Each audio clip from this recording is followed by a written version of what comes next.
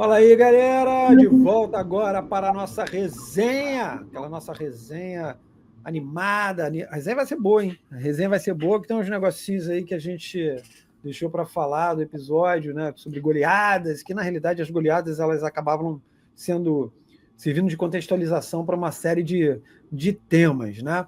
Bom, rapaziada, vamos começar nosso bate-papo. O Narral trouxe na realidade, a gente vai, acho que meio que por aí mesmo, né? O Narral trouxe muita informação bacana a respeito não só de 7-9, como de 7-8. E é muito importante a gente contextualizar isso, para quem não sabe, essas mudanças que estavam acontecendo no Rio de Janeiro, em específico, né? E que, de novo, quando você começa a ler em determinados jornais ou sites, determinadas matérias ou temas, o importante é você voltar no tempo e tentar buscar os chamados originais. Por quê? Porque nesse decorrer do tempo, as coisas vão mudando magicamente, né? Os argumentos vão sendo alterados, que hoje se fala usa-se muita expressão narrativa, né? E aquilo que vira. Pô, agora que eu vi que o Marcelo está numa beca agora. Eu queria explicar isso. Já vai explicar. O Raul falou, é uma vitória de gala do Botafogo. Então, eu trouxe aqui um presente de um grande amigo meu, botafoguense, Portela, que hoje mora na Suíça, e foi à Copa da Itália, em 90, e me trouxe essa gravata de seda italiana. Que onda, hein? Que presente. Feita na Itália. Lá os caras sabem muito bem o que é o Botafogo, né? Inclusive a dona Juventus, que perdeu a Tereza Herrera para aqui. Então, eles conhecem. Então, falou em Vitória de Gala, eu demorei um pouquinho para fazer um nó, que não deu nó, desde a época do Pedro II. Exato. Né? Veja bem, hein? Desde a época de Dom Pedro II, hein? Que coisa. Eu vou dar uma atrapalhada também, Eduardo. E você falando da Itália, que conhece bem o Botafogo, então, os álbuns do campeonato italiano, que já saem lá desde os anos 50 pela Panini, nos anos 60, lá no final, eles colocam uns escudos de times do mundo. E alguns jogadores. Então, qual é o time que aparece? Alguém sabe? Pô, não sei, cara. Botafogo. Olha, mas isso é muito jogador legal. Do Botafogo, Rildo. Então, tem figurinha do Botafogo no álbum do campeonato italiano dos anos 60, mais de um ano. Lá no final, eles botam times do mundo e tal. E aí tem. Então, é isso mesmo, Marcelo. Eles conhecem muito bem o Botafogo. Pois é, e aí esse ponto é legal porque, assim, se você lê determinadas coisas de hoje, que foram fazendo referência ao passado, você vai ver muita mudança, né? Muitas interpretações. Por isso é que é tão importante você ir à fonte. Vai buscar na fonte que você vai ver realmente o que era. Por isso a gente sempre fala de contextualizações, porque você tem que entender qual era o contexto da época. Então, quando o Narral traz esse tema de 79, do Campeonato Carioca de 79, e lembra o campeonato da temporada anterior, 78, as coisas vão sendo mudadas, vão sendo modificadas. Exatamente, as torcidas, exatamente, porque o campeonato carioca, porque existia uma diferença entre o campeonato estadual e o campeonato carioca. E quando houve essa fusão, que tem muito detalhe, só lembrando, né, Narral, tinha o presidente da Federação Carioca, era o Otávio Pinto Guimarães, e da Federação Fluminense, o Caixa d'Água, né, o Eduardo Viana. E eles tinham uma rixa braba, né? Quer dizer, na realidade, o Eduardo Viana sempre quis assumir o posto de presidente da Federação Carioca, depois da fusão, e o Caixa d'Água tentava enfiar clubes do interior, né? Os clubes da federação dele. E acontecia muita confusão em relação a isso. E os jornais, eles noticiavam, na época, que realmente se tratava de um campeonato especial, que não era um campeonato estadual ou campeonato carioca. Eles foram carregando essa nomenclatura, alguns, inclusive, até depois do campeonato terminar. Isso. Mas alguns outros começaram a distorcer isso. E aí, quando você começa a distorcer, você vende uma narrativa, que hoje essa expressão é utilizada, né? Você vende uma narrativa. E quando você começa a popularizar essa narrativa ela vira verdade, vira fato. E tem um detalhe sobre o Botafogo 67 e 68. 67 e 68 ganhamos os campeonatos cariocas, e 67 e 68 ganhamos os campeonatos estaduais, da Taça Guanabara. Que é a Taça Guanabara. E a gente nunca disse que foi tetra, disse? Exato. Não, porque não é o fato, né, Marcelo? Não é o cara propriamente dizer, ou o clube. Ele tem que ter a chancela da mídia. Esse é o ponto. É isso aí. Entende? Quando o Narral traz, e por isso é que a minha reação e a do Marcelo realmente foram absolutamente espontâneas, porque a gente combinou, não quero, a gente não quer saber o que você vai falar. Cara, eu não imaginava. Porque, gente, tem que ser muito ingênuo, né, cara? Tem que ser muito incauto para não se ligar.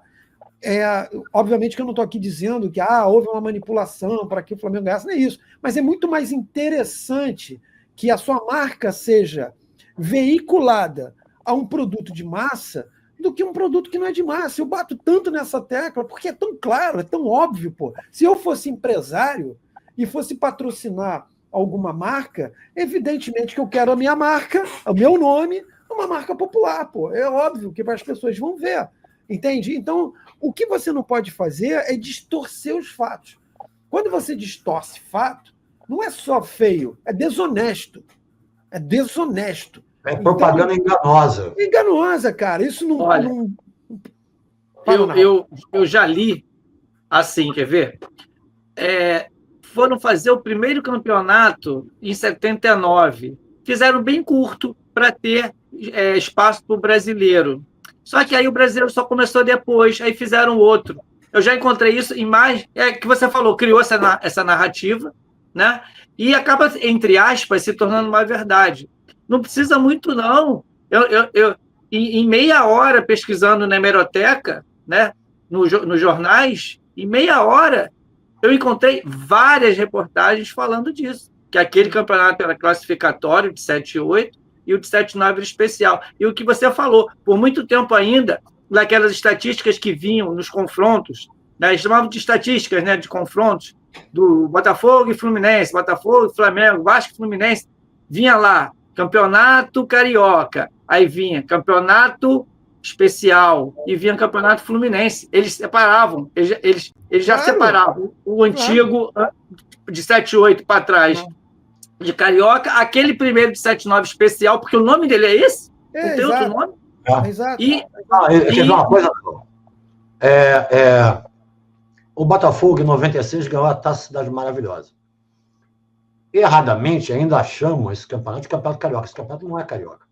O Volta Redonda não é carioca, a Cabo Friense não é carioca, o Friburguense, nenhum desses Macaé, nenhum desses times carioca é quem é da cidade do Rio de Janeiro. O do Estado é estadual. Entendeu? Mas se fala, isso aí é a boca miúda, não é oficializado, entendeu? A galera que fala que é campeonato carioca. O nome é campeonato estadual. É isso aí. Do Rio de Janeiro, entendeu? E por isso. Que seria Fluminense, né? Seria campeonato Fluminense. Exatamente. Que fica feio pra caramba, né? Fica feio. Aí não é legal. Isso, né? Fluminense, para mim, é de Niterói para lá. Exato. Então, eu nasci Fluminense, eu nasci na capital do Brasil, pô. Exato. Tirou um ano, hein? Um aninho e pouquinho, já tinha saído, mandaram a capital lá para Brasília. Isso, né? Na época do Império, mas vamos lá. Não. Ainda foi. Mas tu meteu um Pedro II, hein?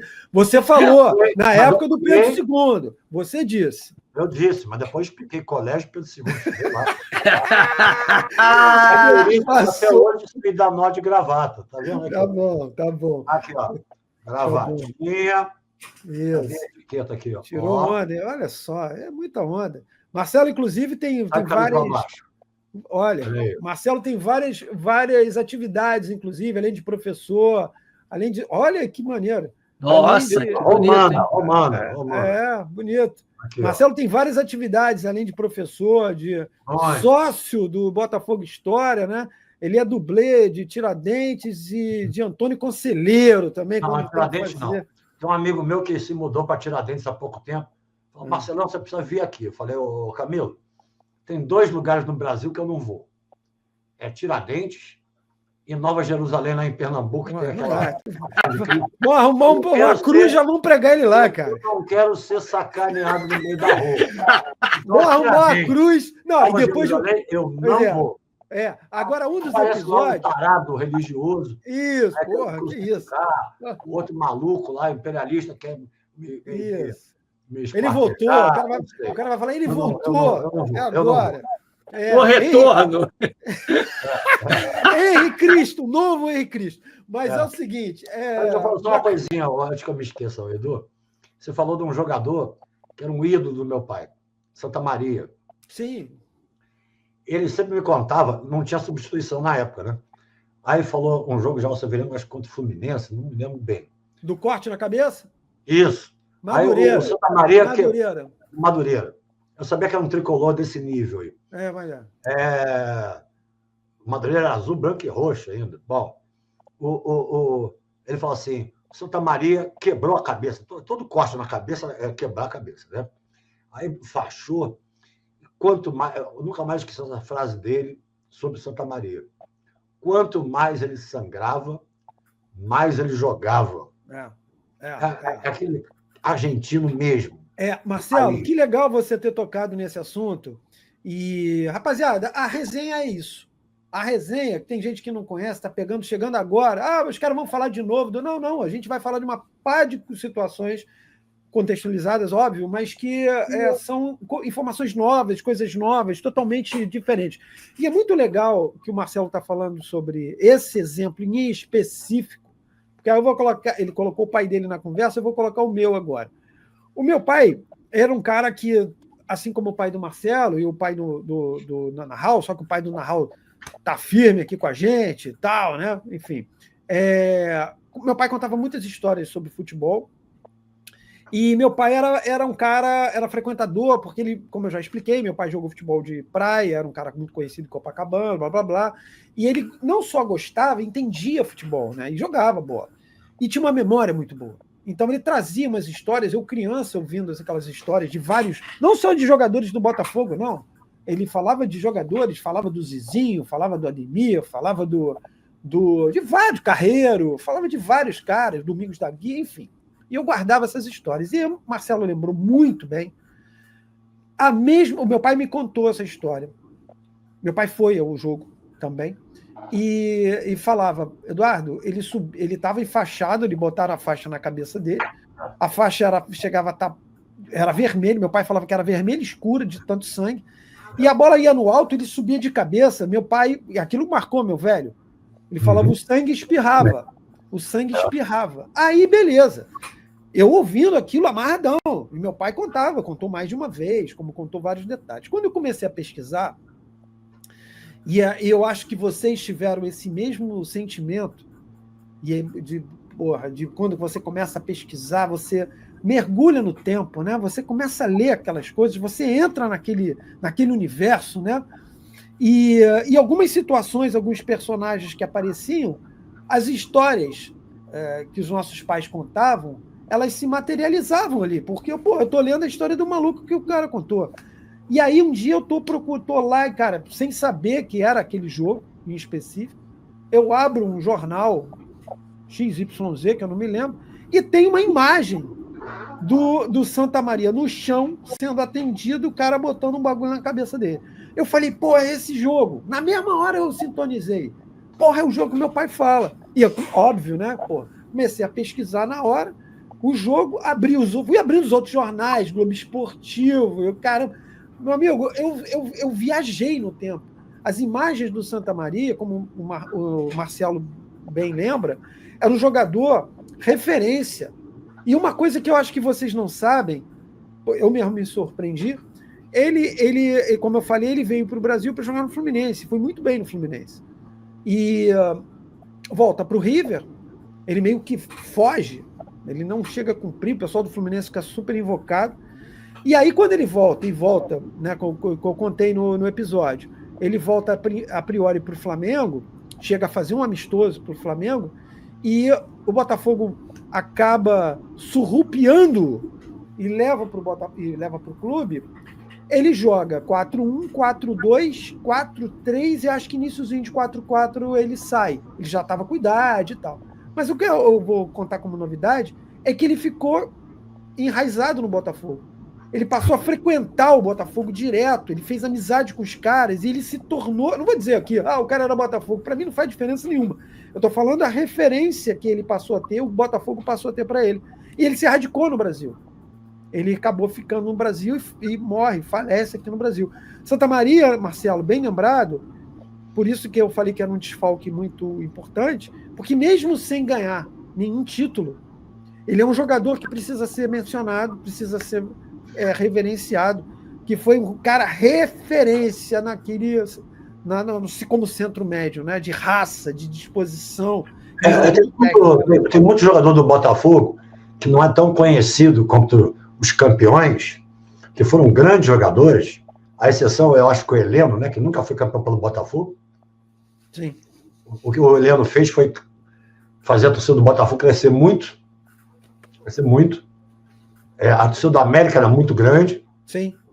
A torcida era um clube dos portugueses antes do Vasco e do Remo para o futebol. Né? Era uma colônia grande, no Rio de Janeiro. Tinha uma torcida muito maior. E a torcida do Botafogo deixou para trás com o Heleno, que nunca foi campeão. Agora, o Heleno é conhecido, principalmente pela personalidade dele, né? As controvérsias. Mas tem muitos jogadores do Botafogo que mereciam um reconhecimento maior, uma fama maior, do que esses vencedores, alguns vencedores. Exato, perfeito. Eu diria até reconhecimento qualquer, né? Eu diria qualquer reconhecimento, porque eles não são nem lembrados, não é nem um reconhecimento maior. Os caras sequer são lembrados. Né? Meu pai era da época, era o seguinte, até há pouco tempo, antes de inaugurarem a estátua do Garrincha e o farol, a João Severiano, ainda tinha um mastro de ferro com os degrauzinhos, com as 3 bandeiras do Botafogo. Né? Antigamente, era só do futebol e regatas. Meu pai era amigo do Oswaldo Sargentelli, os mais antigos sabem quem é, do Olavo, irmão dele. Era um bando de garotão, de gente jovem. Tinha um que ele chamava de Armando Papa-Ovo também, eu me lembro de poucos. Assim, né? Então, teve um jogo, se eu não me engano, com Madureira, em Conselheiro Galvão, e eles já estavam um pouquinho, eles já tinham bebido umas cervejinhas, e alguém resolveu ter uma ideia. Subir no mastro do Botafogo, pegar a bandeira e levar para o estádio. Que beleza, hein? Foi na década de 40, início da década de 40. Talvez tenha sido o primeiro clube, não sei, do Rio, por exemplo, a levar bandeira para o estádio. Como o Botafogo ganhou, deu sorte. Acabou o jogo, eles voltaram, subiram no mastro e botaram a bandeira lá de novo.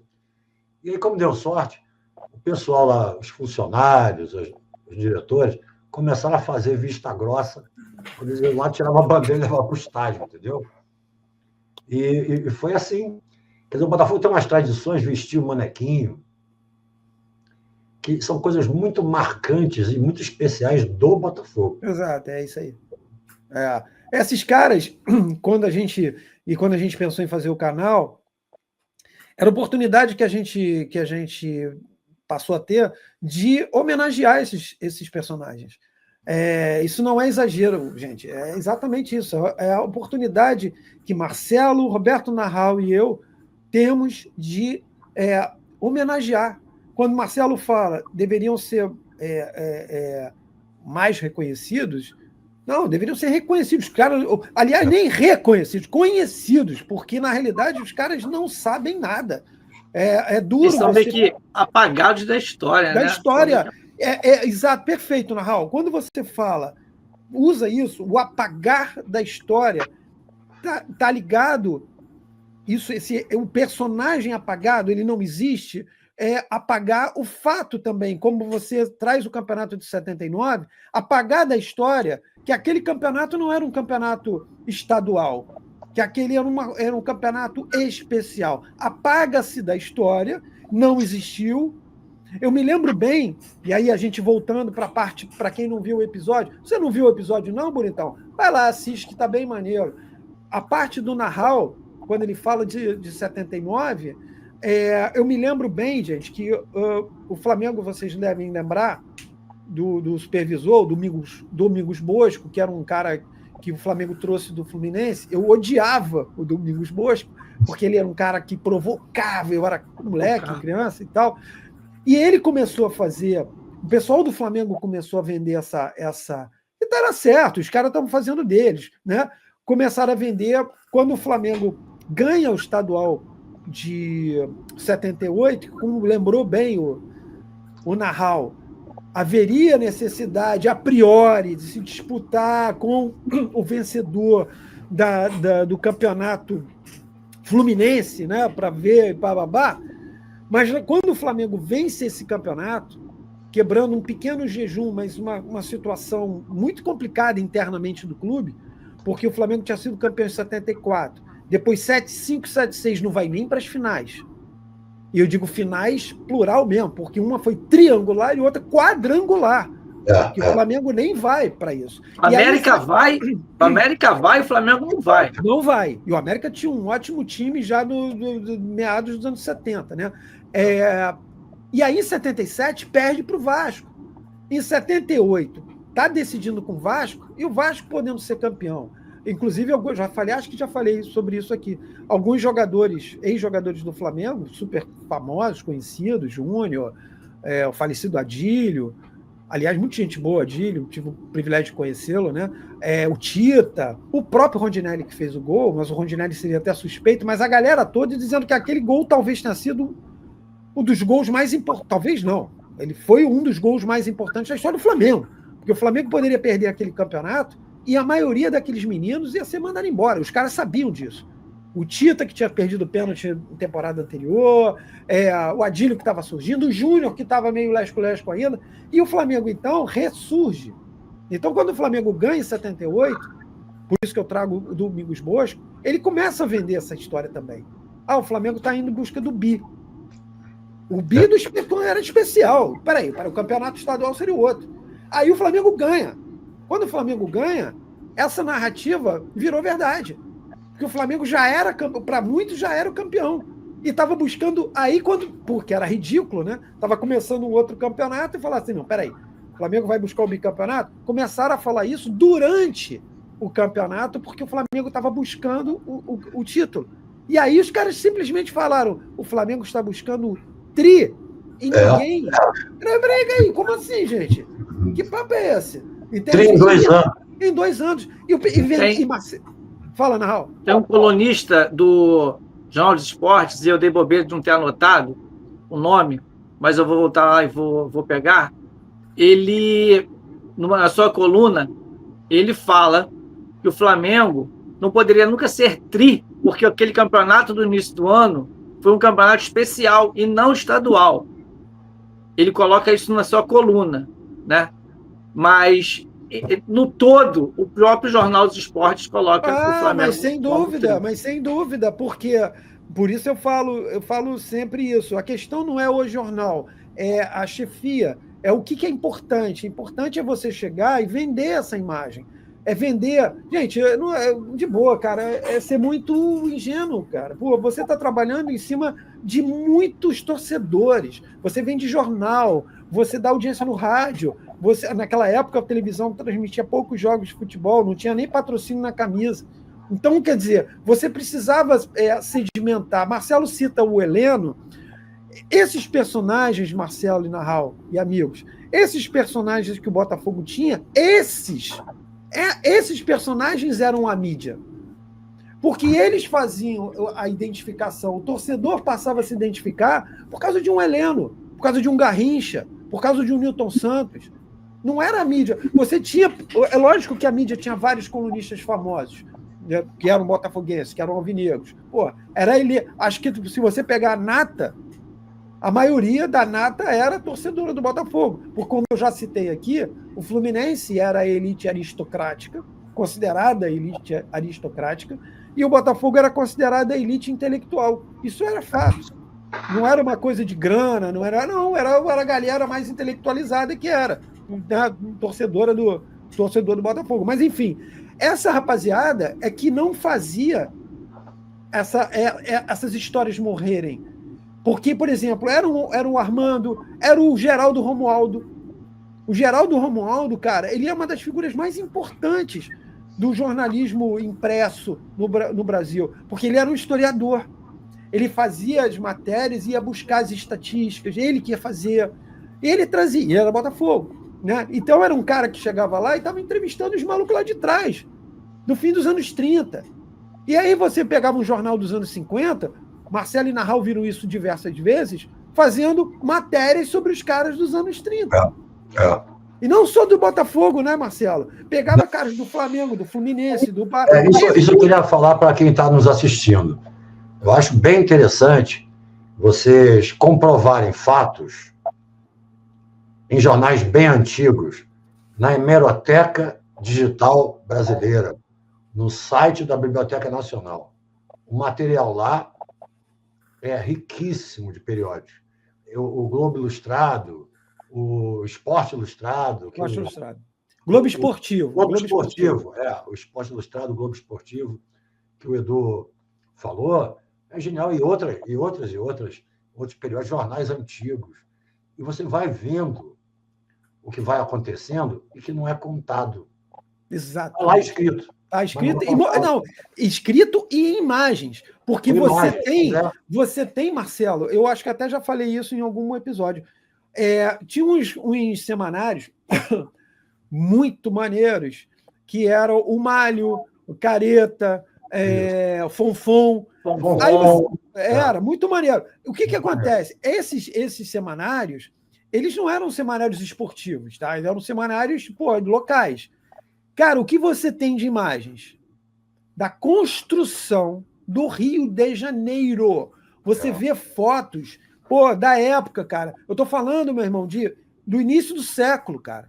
Esses semanários, 1900 e bolinha, 1, 2, 3. Aí tu pega a década de 10, 20, 30. Porra, as imagens ali de Copacabana sendo ajeitada. Porra, Botafogo, bairro sendo construído. Então, o aterro.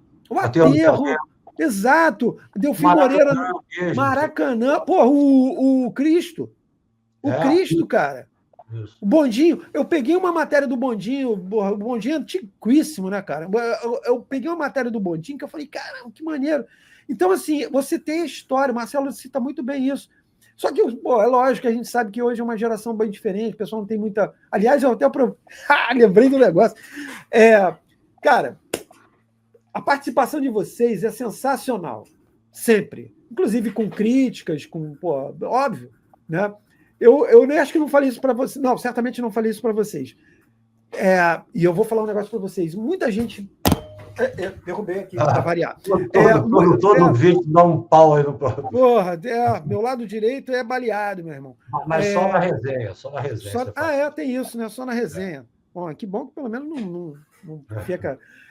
então, assim, tem uma galera que participa, né? O canal Arena, que eu já falei várias vezes, está sempre dando moral.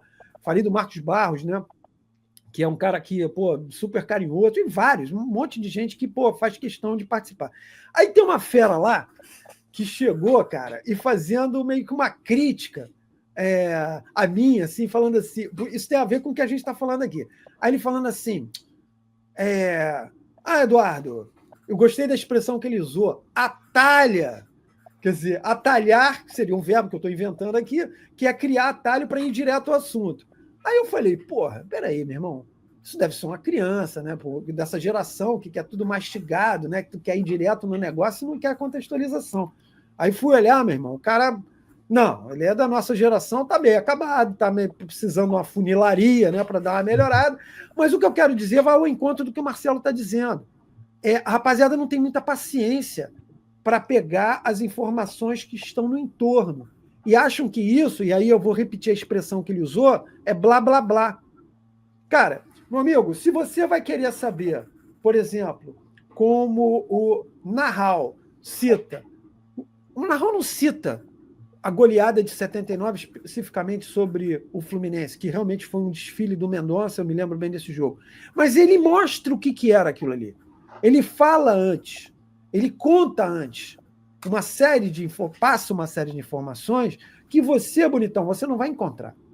Eu duvido que você vá pegar agora e vá nos grandes sites da grande mídia e vá saber e vai encontrar um material a respeito desse campeonato fantasma, que virou um campeonato fantasma, desse tricampeonato fantasma, com todo respeito, que hoje é oficializado, cara.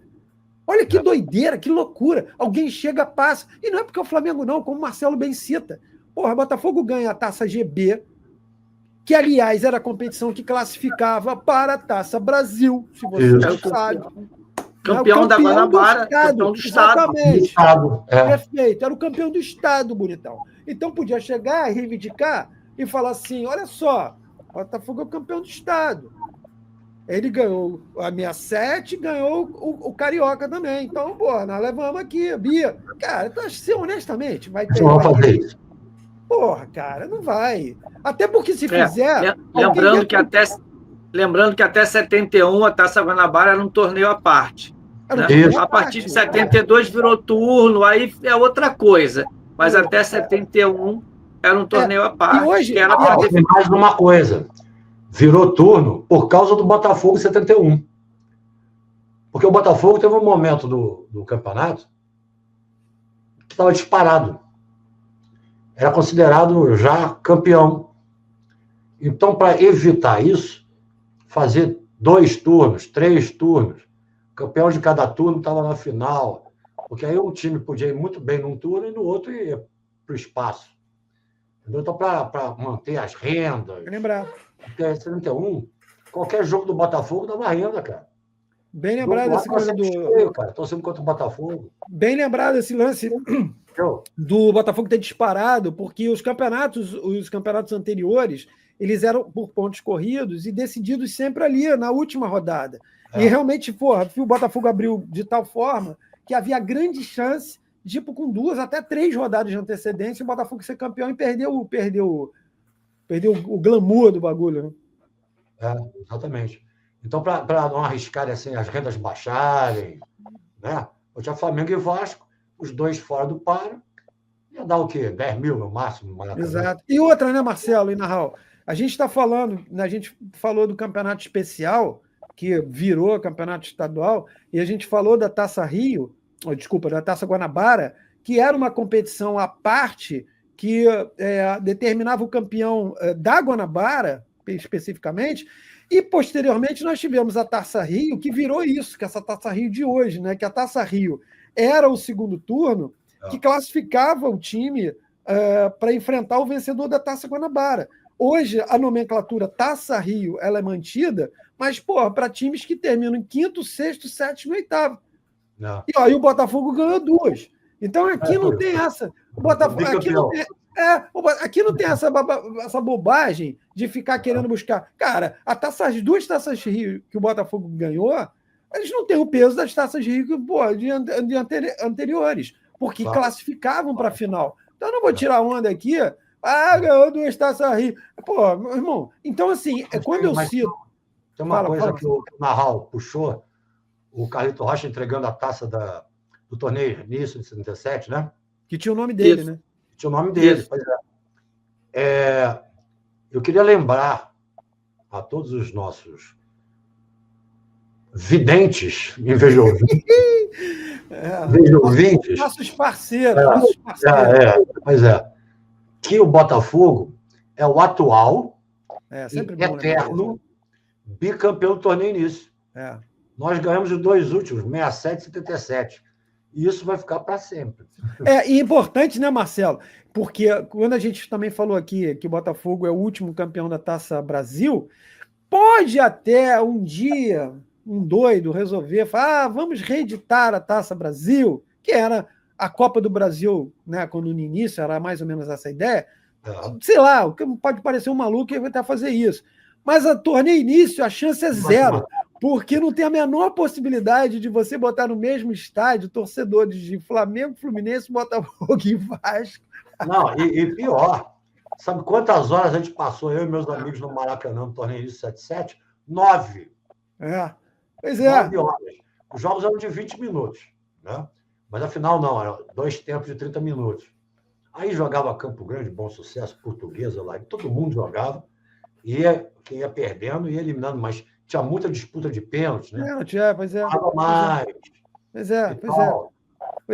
Era uma delícia.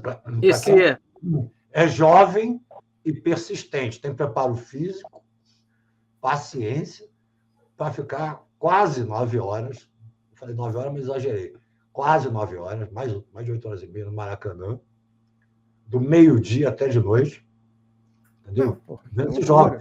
Loucura. Não, e outra, né? Como é que você jogar os primeiros jogos meio-dia, né, irmão? Embaixo daquela lua desgraçada, por mais que fosse 10 minutos cada tempo, porra, tá doido, né, cara? Não, e era no início do ano, né? Verãozão. Nossa Senhora, era muito louco. Fala aí, irmão. Assim, nesse intervalo de 70 anos, né? 24-0 em 1909 para 4-0 em 79, que nós abordamos, né?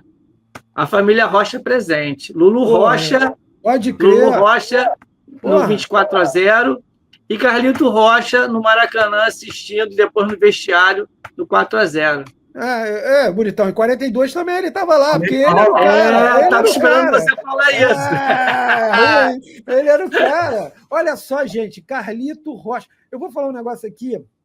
Eu já falei desse cara, né? O Carlos Carrion, que foi um assessor de imprensa no Botafogo, um garoto muito maneiro, muito maneiro. Se você conhece o Carlos Carrion, fala para ele entrar em contato aqui, um garoto que eu gosto muito, menino muito legal, profissional exemplar, um garoto, um ser humano muito maneiro. Uma vez eu conversei com ele, assim, dei meus pitacos, né? E eu, assim, sugeri, eu falei, cara, eu acho que tem 2 pontos que poderiam acontecer em relação ao Botafogo. Em matéria de homenagens, vamos dizer, em forma de materiais, né? Uma, felizmente, aconteceu, não por minha sugestão, óbvio que alguém falou, que era imortalizar, homenagens para imortalizar mesmo. Uma foi a do Manga, né? Que as mãos do Manga foram colocadas lá no cimento e pá, e eu tinha comentado isso na época. Falei, pô, cara, as mãos do Manga são, né? Pá, o cara era o... E alguém deu essa sugestão depois e rolou. E a outra, cara, eu acho que ainda vai acontecer e precisa acontecer, que seria uma imagem do Carlito Rocha em General Severiano, cara. Em General. Sabe, a gente entra no casarão, ali antes de entrar no casarão, assim, na entrada, a imagem do Carlito perto da capelinha. Cara, porque aquele cara, aquele sujeito, ele personificou o Botafogo. Olha o que o Narral traz. Nós trouxemos 3 histórias, uma de 1909, que você fala o Lulu Rocha, mas o Carlito já estava na área, irmão. O Carlito estava ali, entendeu? 42, que ele era o presidente, né? Foi da fusão, não foi? Quando houve... Não, foi ele não. Não foi ele não, foi o... esqueci o nome.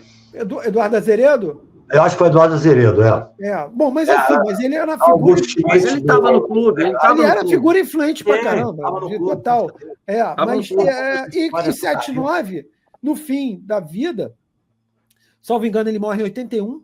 81. Né? Então, o Narral cita 77, que é o torneio início, que ele teve o prazer, né, de entregar para o Carbone, que era o capitão do Botafogo, o troféu que tinha o seu nome. E muito legal, né? Imagina, ele entregar para o cara de um outro clube, ele entregar para um jogador do Botafogo. E 2 anos depois, que na linha do tempo do seu Carlito eram 5, natural, né? A gente perde o link, ele vai lá no vestiário e vai e conversa com o jogador. Cara, isso é maravilhoso. A gente está falando de, meu irmão, 70 anos... 70 anos, amigo, de Botafogo. Um personagem extraordinário.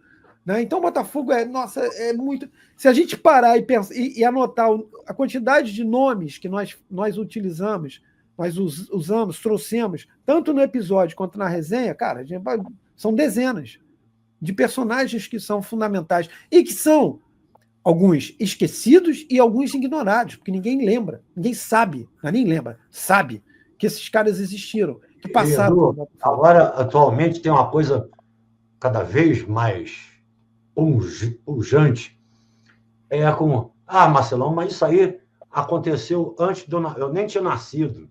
Então não aconteceu, né? Cara, pois é, o mundo já existia antes de você nascer. É isso. Entendeu? E ele só nasceu porque o mundo já existia, né? Senão não tinha. Exatamente, senão ele ia ser um átomo de hidrogênio. Exatamente. É uma coisa assim, que é uma coisa muito brasileira, essa coisa de ignorar a história. Entendeu? Por exemplo, um amigo meu, que é historiador, né, ele fez mestrado, doutorado nos Estados Unidos, porque ele é especialista, Vitor Isaac, o nome dele, botafoguense também. Ele é especialista em relação civil-militar no Brasil, e principalmente sobre a Guerra do Paraguai. Lá, nos Estados Unidos, ele achou muito mais material não duvido. sobre a Guerra do Paraguai do que aqui. Exato. Aqui as pessoas têm maneira de apagar, isso que o Narral falou, apagar a história. E nós que somos historiadores do futebol do Botafogo, nós sabemos como é importante a história do Botafogo para o presente do Botafogo. Por exemplo, o Edu falou daquele jogo de 23. 23, isso. O Botafogo perde para o Vila Isabel. Será que o Botafogo existiria? A mesma coisa aconteceu em 1911. Sim. Aquele jogo contra o América. Exato. Foi disputar uma liga vagabunda de 1912. Depois, em 13, voltou. Já voltou ganhando do Flamengo, inclusive. Essas coisas dão ideia do que é ser Botafogo, do que é Botafogo. O que o Botafogo tem a ver com as nossas personalidades. Exato. Tem interseções bem claras. Claro. Entendeu? É muito importante, cara, saber a história do Botafogo e toda a história. Eu acho que tem uma expressão, você estava falando aqui, me veio uma expressão à mente, que define o Botafogo, que é resiliência.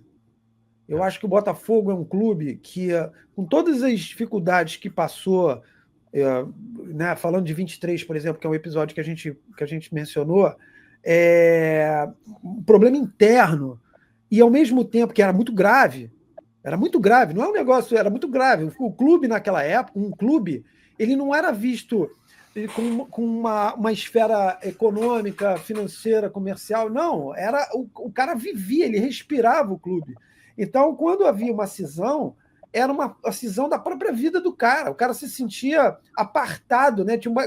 Então, era muito importante. E a cisão ela foi tão grave que realmente havia uma possibilidade grande do departamento de futebol. Quer dizer, o departamento de futebol do Botafogo ele ia ser paralisado. Fato. Ponto.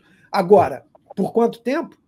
A gente realmente não sabe. Não é drama. É fato isso. E você voltaria numa outra pegada. Fala, Marcelo. Não, eu queria pegar esse gancho da resiliência do Botafogo, né? O Botafogo, uma das maiores tristezas da minha vida foi a venda de João Severiano. Vocês já imaginaram o Fluminense sem Álvaro Chaves? O Vasco sem São Januário, o Flamengo sem a Gávea? Como é que seria?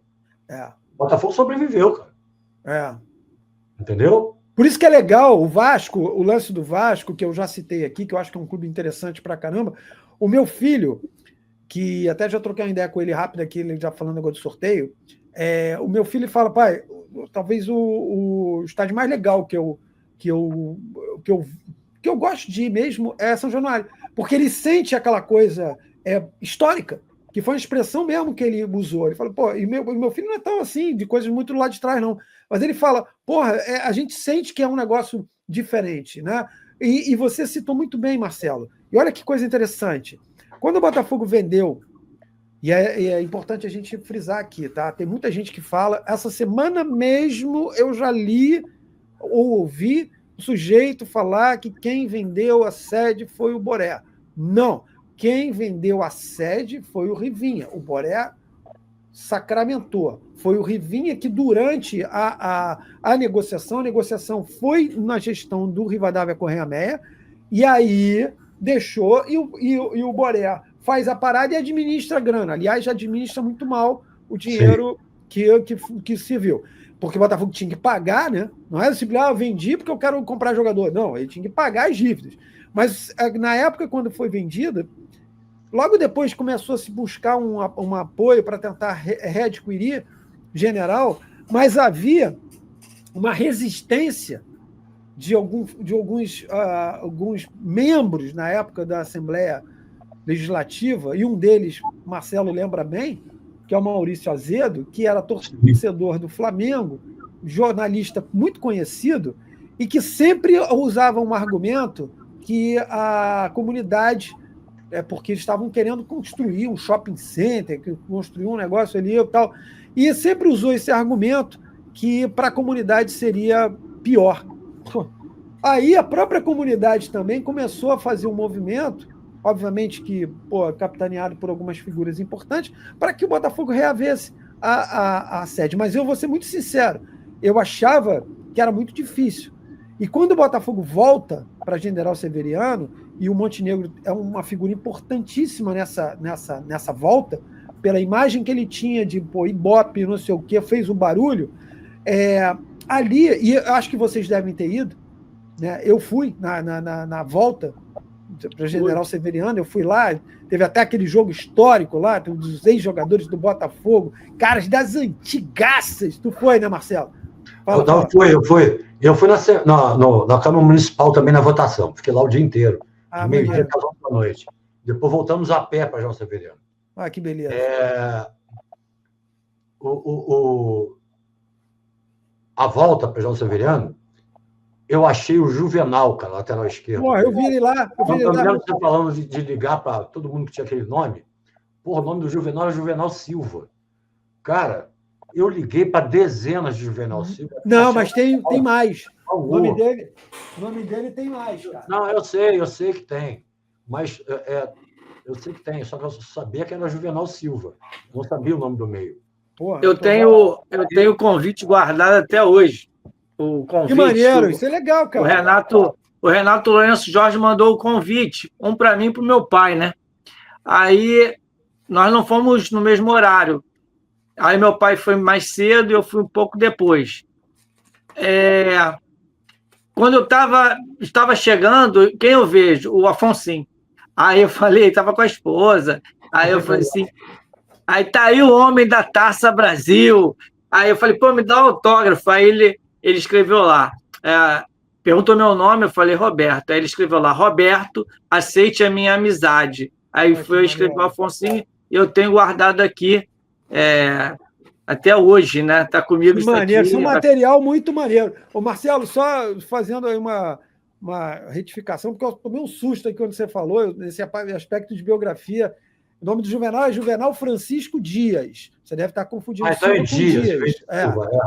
Porque quando você falou Silva, eu falei, papel, tem alguma coisa errada.